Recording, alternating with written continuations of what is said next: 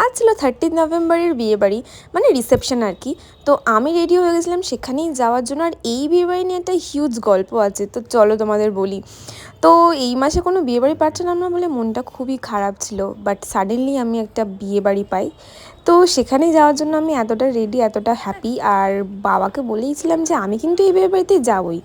আর এই বিয়েবাড়িতে গেছিলাম আমি মেনলি খেতেই, এই বাটার ফিশ ফ্রাইটা, যেটা আমার খুবই ফেভারিট। এটা যেটা বিয়ে বাড়ি ছাড়া মনে হয় না কোথাও, কারণ আমি তো কখনোই পাইনি। বাবাও খেতে বসে পড়েছে আর আমিও খেতে বসে পড়েছি। লোকজন দেখেছো, প্রচুর লোকজন ছিল। তো গল্পটা হচ্ছে এটাই যে আমি এরকম বিয়েবাড়ি কোনোদিনই অ্যাটেন্ড করিনি যেখানে আমি শুধু খেতেই গেছিলাম। কারণ আমি আমার বিয়েটাকে, এই যে দুটো বিয়েবাড়ি আমার পড়েছে জীবনে, যেটা হচ্ছে একটা ডিসেম্বর, একটা নভেম্বরে, আমি তো এই দুটোতে যাবই, আমি ডিসাইড করেই নিয়েছি। তো এই জন্যেই গেছিলাম আর কি, কারণ নয়তো আমি শুধু খেতে কোনো বিয়েবাড়িতে যাই না, সাজতে গুজতেই যাই।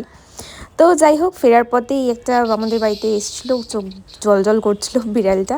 তো এর সাথে দেখা করলাম। আর তারপর তোমাদের আজ লুকটা আমার শেয়ার করি। এটা আমার মোস্ট ফেভারিট শাড়ি, তার একটাই কারণ, এটা হচ্ছে দামি নিজেকে দেওয়া শাড়ির মধ্যে উপহার একটা। কারণ এই শাড়িটা আমার খুবই ফেভারিট, আর আমি খুবই স্পেশাল অকেশন ছাড়া একদমই পরি না। তো আজকে আমি এটাকে পিন আপ করে পরেছি, কারণ অন্যদিন আমি নর্মাল আঁচলটা খুলেই পরি, ওপেন করে পরি। তো যাই হোক, তো আজকের দিনে তো আমার খুবই ভালো করেছে। আর আমার কাছে প্রচুর ভ্লগস পড়েছে, বিশ্বাস করো। আমি সব কটা এডিট করবো। আর দেখা হচ্ছে 1 to 1 ভ্লগে অ্যান্ড ভিডিওতে। ততক্ষণের জন্য বাই, দেখা হচ্ছে নেক্সট ভিডিও।